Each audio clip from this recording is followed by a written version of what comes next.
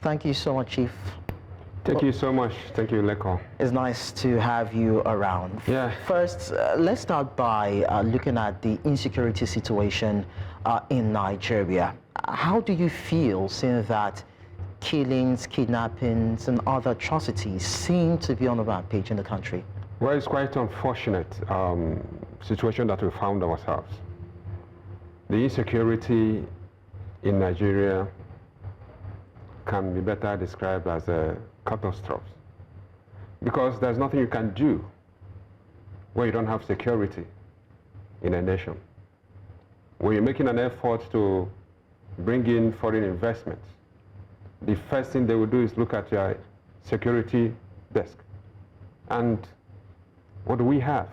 That the first 5 minutes of your news items says have been insecurity in Cross River, insecurity, killings, Anambra, and what have you.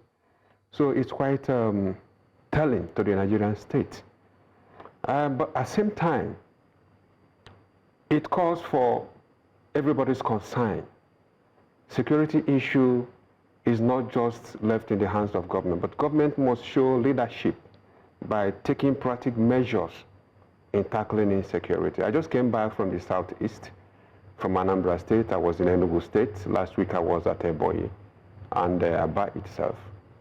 And the situation there is not exactly what it seems to be last year. There has been so much improvement in terms of security. Enugu State has command and control centers where before, we have breaches of crimes. Such people will be easily apprehended like what we had before.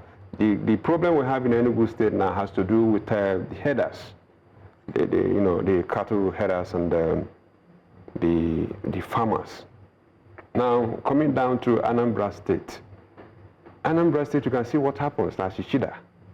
And the speed in which the non-state actors were apprehended. Since the launching of Operation Udo Gashi by the governor of Anambra State, 18th of January, there have been a change. And that has to tell us that as far as the governor have the will to make sure that he tackles insecurity in the state, everything falls in place. Trade activities is improving in Anambra State. Okay. A lot of people are building confidence, communal confidence, because Anambra State security architecture involves the army, the police, the traditional rulers, the town union president.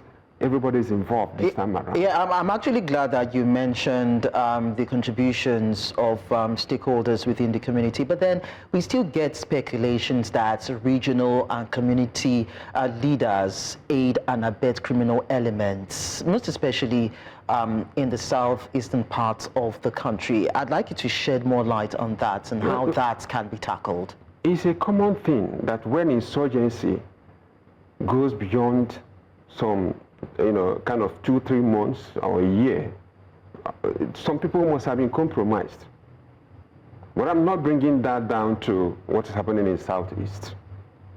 The security, first of all, the Southeast region had been presumed to be a different region outside Nigeria by those in authorities of this country. We all hear when a sitting president said that he's giving 5% to those, who gave 5% to him in terms of dividends of democracy. We all hear when it was said that we are like a dot in the cycle. We're all here where it was said that we'll be talking to on the language that we will understand. We have seen Python dance, we have been seeing crocodile dance, the same one reason. You are driving down to Southeast from Lagos, for instance. From hence, you dive out from Lagos Ibadan Express to Shagamu. The level of roadblocks you will see until you get to a village in the east. Drive down to Abuja. You'll be wondering, do we have the same laws? So you're saying that there's a lot of imbalance in the militarization of the axis. The Southeast have been so militarized. But at the same time, in spite of all these blocks and militarizations, the insecurity is still there. Last year, Anambra State, I went to Ajali, for instance. Last 2 days I was in Ajali. But if it were to be last year, if I tell somebody I'm going to Ajali, will say, boy, how many armored vehicles are you moving with? But it wasn't like that this way, of recent now. So the level of insecurity in Anambra State has come down drastically because of the action of the governor of Anambra State.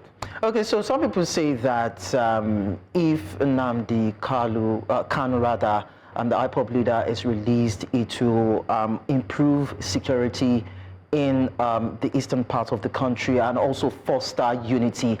Do you support or advocate for his release? I advocate for his release. In several occasions I've said it, because non-state actors have already hijacked the process that the IPOBs are brought in place. They are no more there. But to have non-state actors coming in the name of Nnamdi Kanu, perpetrating all kinds of evils and insecurity in Southeast. So, by now, the government should have mustered political solution to free Nnamdi Kanu. At least we make sure that those who are creating chaos because of his incarceration wouldn't have anything to say again because he is free. So that the government of the southeastern regions will focus on the proper criminals.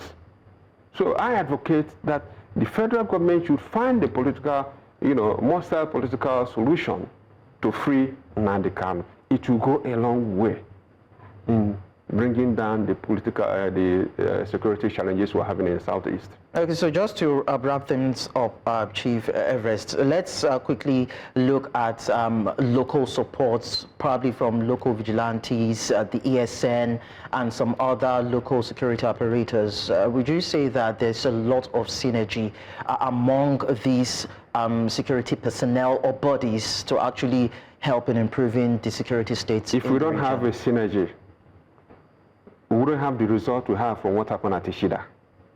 There is synergy, there is intelligent gatherings that within the locals.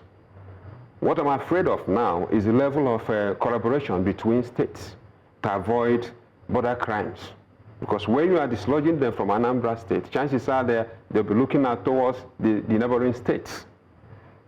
You understand? So there is a need for proper collaborations to make sure that those in charge if you have influx of non-state actors into their state, they have to pin them out. So there is heightened collaborations between stakeholders. All right, thank you so much, Chief Everest Ozonweke, for coming to our studios to talk to us about this. We appreciate that. Thank you.